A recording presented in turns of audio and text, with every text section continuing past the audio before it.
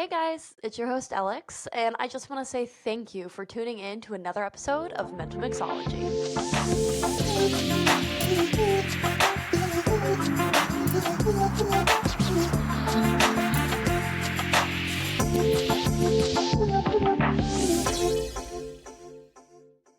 I technically can't wear makeup, but you ever look at yourself in the mirror or the camera and you're like, "Ooh, I look a little more busted than I thought I did."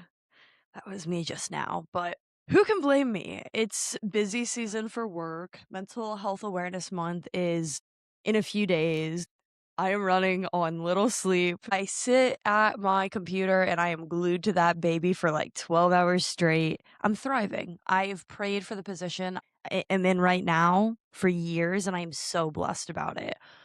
But one thing that we don't talk about is, when life is so busy, what happens or who's in charge of keeping your safe space, keeping home base, the place that brings you peace and comfort, home? Who keeps that in order? Or how do you keep that in order? And it was very unfortunate because, as I mentioned, so for my work, my day job, I work in the power generation sector, industry, whatever you want to call it, and it's outage season.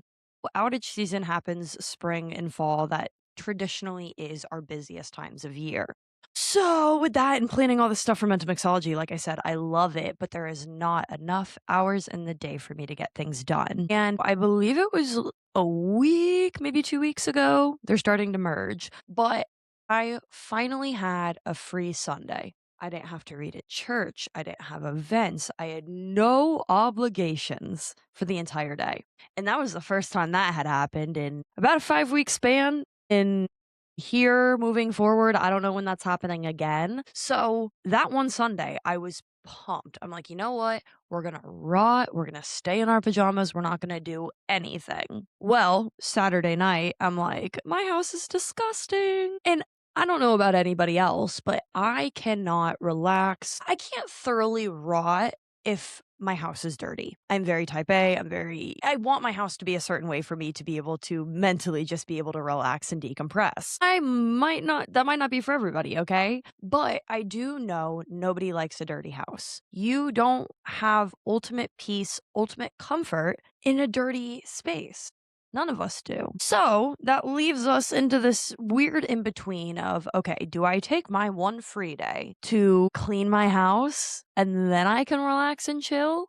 Or do I just say, screw it, chill in the filth and figure it out another day? Well, realistically, Monday starts another week of craziness for me. So it's like, if I don't clean it Sunday, I don't know when the opportunity is going to arise. Because as I've been mentioning, similar to me, throughout the week, I know a lot of you work, you go to the gym, you might have kids, you might have a spouse, you might have clubs, hobbies, different things you get involved with. And mopping your floors, cleaning and scrubbing the toilets is not really first on your list. Well, what ended up happening was I took 3.5 hours to deep clean. 3.5. I did not think it was going to take that long, if I am being so honest with you.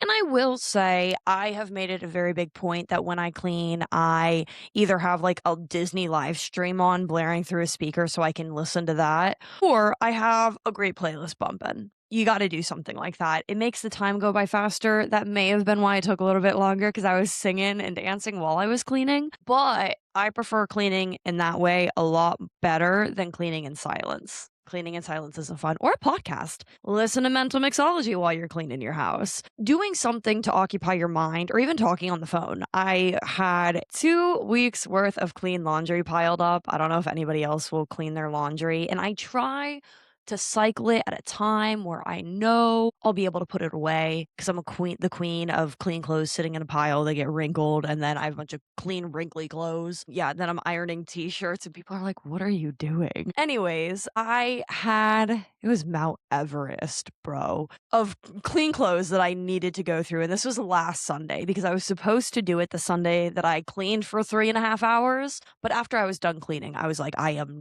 not touching that. I needed to chill. I couldn't take anymore. So last Sunday or this prior Sunday, I called my nanny. I talked to my grandparents. I try to routinely, but yeah, talked to her and it made that pile disappear a lot faster because I'm not kidding. Occupying your mind while you're doing cleaning tasks, it really makes it go by faster. It makes it more fun because, cleaning isn't, like I said, the first thing on a lot of our lists to do, but that is a good way to approach it. So, with all of that being said today, we are going to talk about how to handle juggling the invisible workload of keeping your home maintained because it's not something that we talk about. It's something that it's just an expectation, and that's why it's hard. I it's just expected that you keep your house clean. I'm always going to harp on the social media aspect when you see these famous people or really productive people, successful people with these really clean houses. And you're like, there's not enough hours in the day for me. And I know there's not enough hours in the day for you. I don't know how your house is that beautiful. But we are going to talk about all of this today as we go through the episode. So just know you're not the only one struggling with this. Now, we always hit on the science of these topics at the beginning of the episodes, and that's exactly what we're going to do right now. If you are somebody who seeing dishes in the sink, that Mount Everest pile of laundry just sitting there, shoes cluttered by the door, I hate that. Like, go put your shoes in your room. Nobody wants to see a mountain of shoes by the front door. If that stresses you out, based on science, that's okay. It is normal for our stress hormones to be spiked or continue to be spiked by seeing these chores not being done because it's basically visual reminders of like, hey, you're not as productive as you thought you were because you still have this pile of laundry sitting here. So it's normal. If that stresses you out, science tells us that it naturally does spike your stress hormones by seeing those things not done. It also can even play into decision fatigue. So every time you pick up an item that requires the decision of, okay, do I keep this? Do I throw it away? Do I go find a home for it? Do I even have a place in my house to put it? That's always the worst. It's like, okay, I know I need to keep this, but I don't really have a spot for it and I don't really know where I want to put it. So it just stays on the kitchen counter for weeks, months, then possibly gets thrown in the everything drawer in the kitchen. If you have an everything drawer in your kitchen, you're my type of person. I feel like that's everybody. I might make a poll. I'm making a poll on this video, okay? I've never done a poll on these videos. Do you have an everything drawer in your kitchen or just in your house? And an everything drawer is exactly how I describe it. Everything and anything can go in it. It's just random stuff. In mine, I have dog treats, supplements, random cords, batteries, pens, cards, dollars, really, really random stuff. So, normally if it can fit in the random drawer, it might go in there. But that's the hard thing. And that's why cleaning up or putting things away, trying to declutter can be a little bit harder than we think because by the time you're done, your brain has no bandwidth left for the week ahead. So you spend your whole weekend organizing and cleaning and making all these decisions. It is paying a little bit of a tax on your mind. And we don't realize this, but making decisions can be a little hard. And I think that's why, I don't know, in my love life, I really want to find a partner who can make up their mind, can make decisions because it is so frustrating when you're always the person making every single decision. Because as humans, we are making hundreds and hundreds, honestly, maybe even thousands of decisions a day that we don't realize. Oh, do we want chicken for lunch or do we want to go get a Big Mac?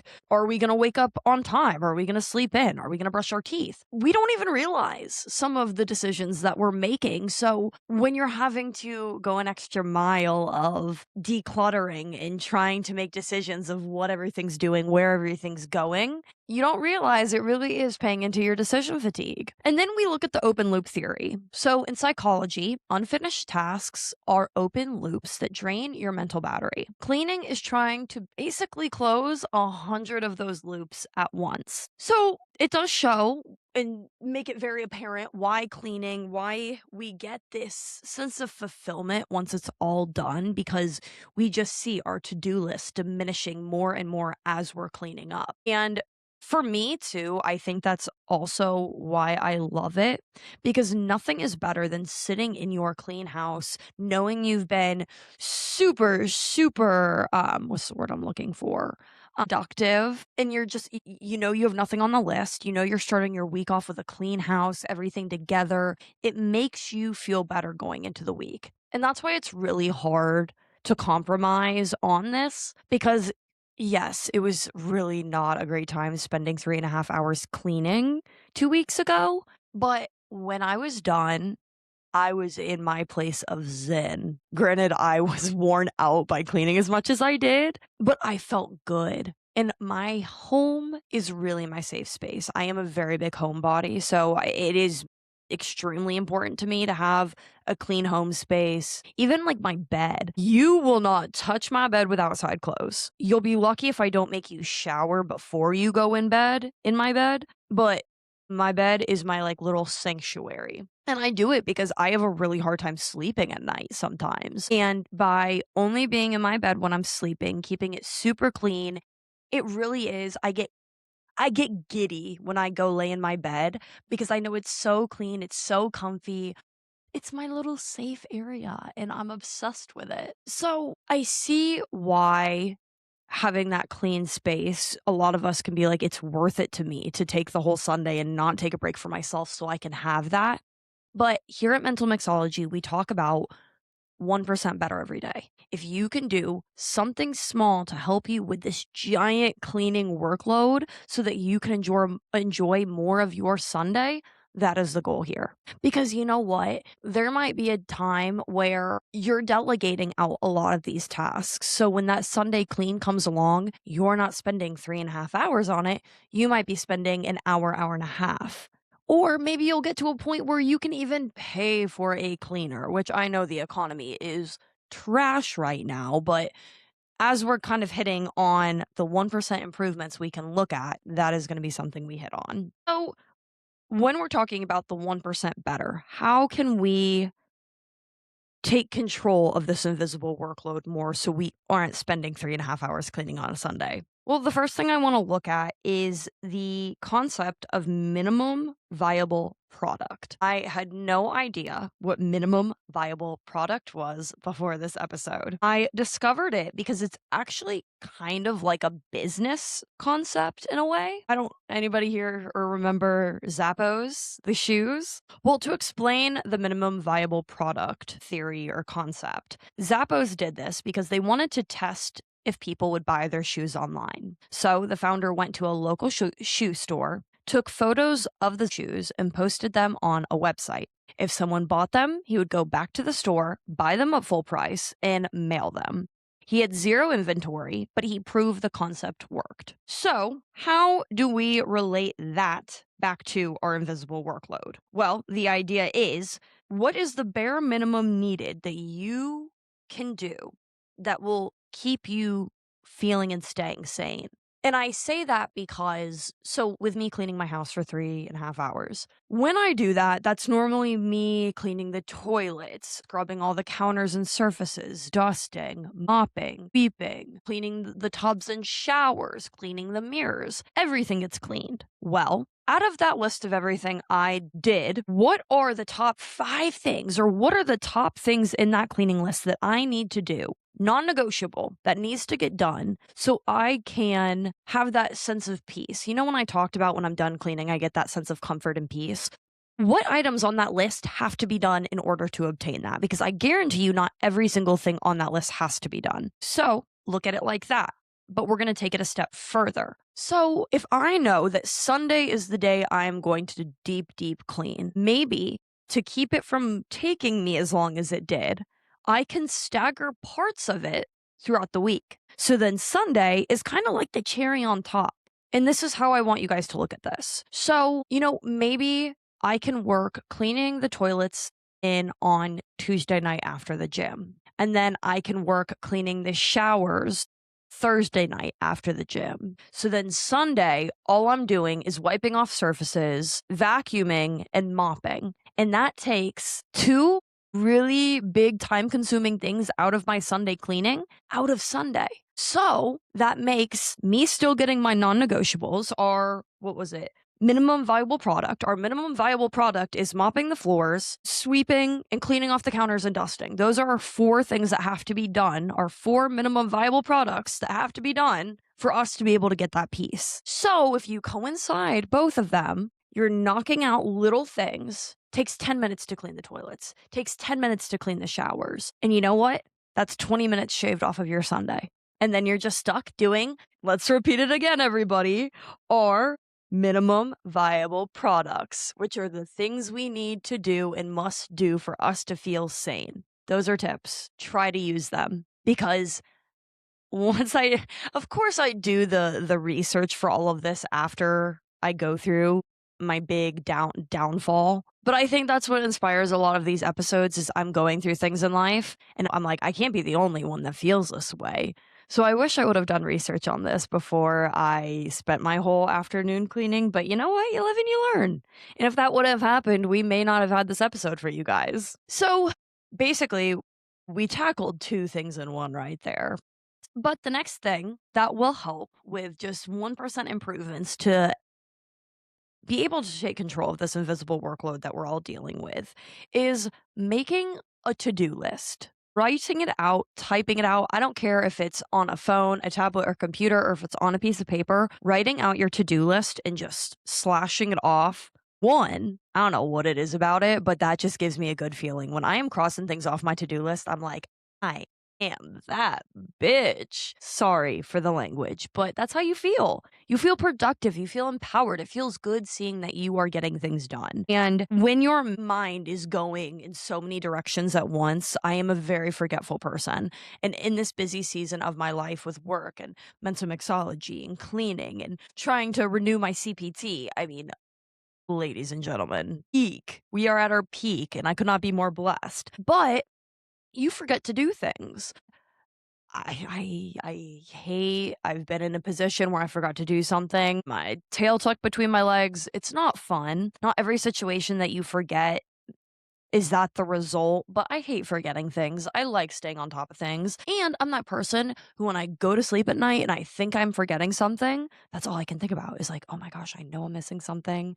So I work remotely and I go to my office in Sedalia about once or twice a week. And sometimes when I'm going to Sedalia, I have to pack my car because I'll have a mental mixology event either that day or the next day, just because I'll stay with my family so I don't have to drive back and forth. But I kid you not, the amount of times I am driving to Sedalia and I'm like, I know I'm forgetting something. I know it. And every time I am, my intuition never lies, people. But if I would just write a list every time, that feeling would probably go away. But yeah, I'm telling you what, writing a list, a to-do list will be your best friend. I have multiple to-do lists. I normally keep them on my notes tab, but there's also a resource we're going to head on here in a few minutes that is really helpful for this. But write it out, type it out, put a to-do list somewhere. I promise you it'll make you feel better and it'll make you feel more in control of what's going on in life too. Because you see what you have to accomplish, you see what you have to get done, you know what's going on. There are no I mean, sometimes there's surprises, but at that point right there, that's what you got to work with. And I kid you not, being a very anxious person, a to-do list really helps with my anxiety. And then the other part of the 1% that could help with this invisible workload, and I want to preface, this is not something a lot of us might be able to do. I don't know. To me, I need to sit down and see if I can budget it, but I, for the longest time, am like, I just want to hire a cleaning lady. Because I am very good about like the weekly, like just keeping up with my house, the vacuuming, what is it, wet wipe the counters down and the sinks. I am good with the weekly maintenance. The deep clean is not my friend. And one thing my dad has told me and taught me a lot as I've gotten older is time is super, super valuable. Your time is one of the most valuable things, if not the most valuable thing that you have. And with that being said, time is money. You are a busy and productive person. When you are going through life and you're doing tasks that just seem too much, step back and ask yourself, is it worth the time and money to get somebody else to do this for me? And like I said, the economy sucks. So it might not be something you do today or tomorrow, maybe in a few years. Maybe it's something you start budgeting or saving for. But I am almost at the point where maybe it's only something too that I do during outage season because I am okay to deep clean my house when it's the slower times of year. But right now, nope. With that being said, to save me the time of deep cleaning on Sundays, or if my week is so busy and I cannot account to clean the toilets at night, like I none of this works for me. I just need help. Make it a point to budget and get someone to clean your house. And we have to realize that is part of mental health. Paying for a cleaning person to come deep clean your house once a month, that is helping your mental health because you know what? You're getting your time back to hang out with your family, to spend time with your partner, to rot on the couch because you have had the longest week. You've been going, going, going, and you need that downtime because we all need that downtime. That's something we've made very clear on a lot of our episodes. But your time is valuable. Your rest is valuable. And like I said, it might not be something you do today or tomorrow, but if you are just mentally exhausted, the invisible workload of your house is weighing on you. It's just like rationing or trying to budget to pay for a therapist or for medication or for mental health services. This is why we talk about this. These are things that contribute to your mental health that we're not screaming from the rooftops because it's almost something that we believe is just an expectation. You should be, or you are expected to be able to keep a clean house along with everything else you have going on in life. That is false. I am here to say that you deserve a clean space. You deserve a clean house. And you have to be realistic with your time, with your schedule, with your money. And it can be a lot. But I'm telling you right now, if you are spending a ton of time deep cleaning, a ton of time maintaining your space, look at it. Maybe you'll be like, okay, I can't afford it now, but maybe if I start saving, I can afford it 6 months out of the year. You don't have to do it every time. You could honestly just call someone when you are so busy, you can't get it clean. You don't have to even routinely do it. Do it once, but don't rule something like that out. And I say that too because I feel like we think of like house cleaners or people that help us clean our house. We think of that as like a rich luxury. And it can be if you're someone who like routinely does it, I guess. But truly, if it helps with your mental health and you appropriately budget to get a routine cleaner, that's not bougie. That's just you being smart with your money and you prioritizing your own sanity.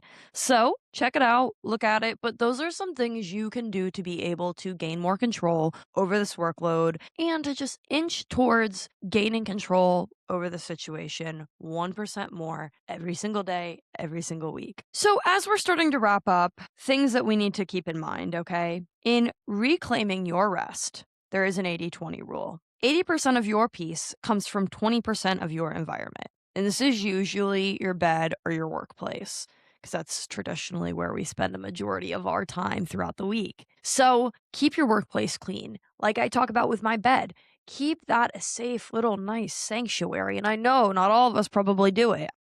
I don't have kids, and I know that this will change quickly when that day comes for me. But protect your peace, protect your safe spaces. Make sure the areas that you are in a majority of your day are clean or comfy, make you feel good, because that is how you are going to produce your best work. That's how you're going to get your best sleep. That's how you are going to just overall be your best, is when you are in an environment like that that gives you those feelings. Now, another thing to keep in mind too, you have permission to be terrible. You have permission to not always be clean, not always be put together.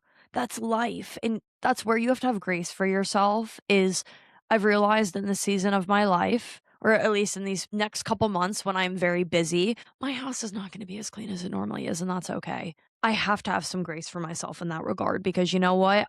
We're giving away goodies for Mental Health Awareness Month, and I have boxes of fidget toys and bracelets and sticker. My kitchen is like a little workshop right now. And it's driving me nuts because I hate the clutter, but I keep telling myself it's just for right now. It's just for the next few weeks until we get this taken care of. But why you have to have peace for yourself is you're building, I'm trying to build an empire.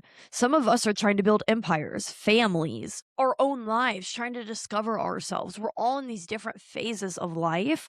So it's okay if your space is not always that peaceful, clean, humble little abode that we all want it to be. You want that more often than not, but it's okay if it's not like that 24/7, especially in the busy peaks of your life. So it can be hard and can be draining on your mental, but cut yourself some slack. And the other thing to keep in mind as well is, if you are having those cleaning days or you're cleaning at all, you have to be able to keep in mind you need a distinct flip from working in cleaning mode to rest and recovery mode. And I say this because our brains work in funny ways. And we almost have to back up what we're trying to do with actions. And I'm going to say this in a way that I hope you guys understand. But when I clean, I have my cleaning clothes, my clothes that if they get paint, bleach, anything gross on them, I'll give it brown. They're my cleaning clothes. When I am done cleaning, I change out of my cleaning clothes, I take a shower, and I put on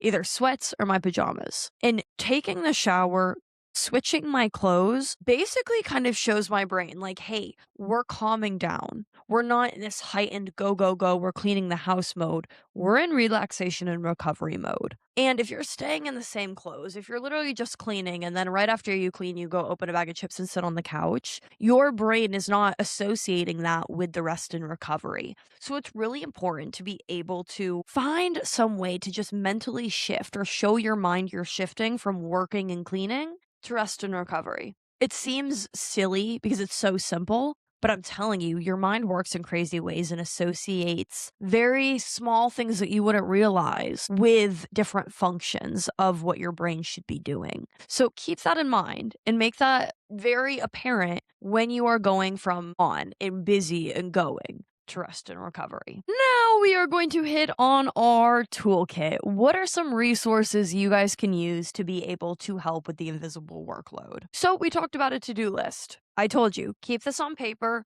make it virtual. I'll use my iPhone notes. There's a really cool app called Notion. Notion is awesome. Not only does Notion allow you to do like planning, to-do lists, it can listen into meetings and give you action items after that. So if you're in business, Notion is a really good note-taking tool. I'm a big fan of it. You can make your own lists, you can plan out your own lists, schedules. It's beautiful. It's called Notion. Definitely go check it out. Another app that I love is called Sweepy. And the Sweepy app basically sets a schedule for your cleaning in your house. So let's say Sunday did all of my cleaning. I log that in Sweepy and it basically kind of sets a schedule of when I need to clean everything again. Just because I know I'm not the only one where you clean something and you're like, do I clean that every week? Do I clean it every 2 weeks? Like what should I be doing here? It keeps you on track to basically see what needs cleaning when, which can go into part of the 1% tools we talked about. As I mentioned, maybe clean the toilets Tuesday, Thursday, and then do the minimum viable product list of mopping, sweeping, and dusting on Sunday. This can show you that schedule to help you better obtain that. Like I said, you're not spending 3.5 hours cleaning all in one day. But I tell you what, writing things down, making a visual for you to see what needs to get done and when, that is the big trick here. Especially a calendar. My Google Calendar on my phone, I tell you what, it helps me stay sane, especially because, like with my CPT, knowing I needed to renew my certification, on my calendar, a month out, 2 months out, I am staying informed of where I'm at with that. So I don't let it slip in between the cracks. I put so much on my calendar, subscription renewals, checking in with certain things, every little thing I put on my calendar because I don't want to forget anything. So between really being interlocked with that calendar, keeping it up to date, and having a badass to-do list, those are two really helpful things that you can do throughout this process. The other thing to keep in mind too is look into things like Walmart Plus or Instacart. I live a good 15 minutes away from a grocery store. So on Sundays, if I'm chilling or if I have to clean, also going to the store is not really something I want to deal with, especially just dealing with people. Sometimes I'm not in the mood for people, and people at Walmart can be very challenging to deal with at times. So on a Sunday, I love doing it too. I'll order or place a Walmart delivery order Saturday night. And so Sunday morning when I wake up at like 8 o'clock, boom, right there. Wake up, unpack all my groceries. I will say I don't recommend ordering produce from Walmart delivery because I did that and like half of them were rancid. So that was not great. But maybe I go get my fruits and vegetables the day before, and then everything else I order on Walmart Plus the next day. We live in a world where things are becoming so much easier to obtain and to tackle and to take care of. So use that to your advantage. If you have to go grocery shopping, you don't feel like it, or order it to your house because it really is super affordable too. As someone who is not a bougie baller, Walmart Plus. Affordable, super helpful. I don't think we have Instacart in my small town, but Walmart Plus is definitely the GOAT. And that just feeds into your time being money. Because realistically, if me getting this Walmart delivery subscription saves me 2 hours of shopping every week, that's 100 hours throughout the whole year that I can now dedicate to mental mixology or working out. And we don't realize that. Literally 2 hours a week to 100 plus hours come the end of the year. So remember that. It doesn't matter what you're doing, who you are, all of our time is valuable, super valuable. Find a better way to organize and delegate these annoying tasks we all have to do. And I know they give us peace. For me, cleaning, it gives me the sense of control in my environment. And I do enjoy cleaning at times. Do I enjoy it when I'm exhausted and I want to chill because I haven't chilled in weeks? Yes, we all are like that. We all feel that way. But I promise you, this is something that feels very hard to tackle, but a little bit, 1% at a time, 1% every day, you will be able to manage this invisible workload better. I assure you. As I always say, I'm not a mental health expert or professional. I am just a normal person like you dealing with mental health in very different ways and different aspects in life. And I went to college, got a degree in poli sci, learned how to research really well. So every topic we talk about is something I've dealt with, something I know somebody in my life has dealt with, something I have seen on the news that many of us are dealing with. And I will either accompany that topic with an expert who can inform us and educate us, or I will do research of my own to be able to show you the things I have come across, things that work for me, things that don't work for me, etc., etc. But do me a favor. If you enjoyed this podcast episode, if you've enjoyed any podcast episode of Mental Mixology, give us a like, give us a rating, subscribe to our YouTube channel, subscribe to us on Spotify or Apple Podcasts. I don't know if you subscribe or you just follow us, but show us some love. We love what we're doing here at Mental Mixology. It's incredible being able to talk about these weird random topics that not a lot of us think would coincide with mental health, but it's also really awesome to just continue to end the stigma around mental illness. If you're not dealing with it, you probably know somebody who is, and that's okay because 1% at a time, every day, we are going to all gain better control of our mental health. Rome wasn't built in a day, and your mental health definitely will not be cured in a day, but we are going to try little bits at a time to get you to that better spot. Thank you guys so much for tuning in and listening to Mental Mixology. We did just announce our 2026 walkathon that will be at the Sedalia Courthouse on Saturday, September 19th. Registration will open at 9 o'clock a.m. If you go follow us on Facebook, on Instagram, it's going to be on our website. You will be able to sign up. We are looking for sponsors and vendors. We are, basically putting the whole event together as we speak. So come out, walk with us on September 19th. We do this every year for Suicide Awareness Month. Have your business reach out to me to get involved. Email me at alexandria@mentalmixology.org. I'm going to put that information in the show notes. I am also going to put all of the apps and websites we talked about in the show notes. So thank you guys for tuning in. And as you guys know, if you've listened to these episodes, if you or anybody that you know is in a mental health crisis, please call or text the number 988. Thank you guys so much for tuning in. Be kind to yourselves and be kind to one another. Have a great day.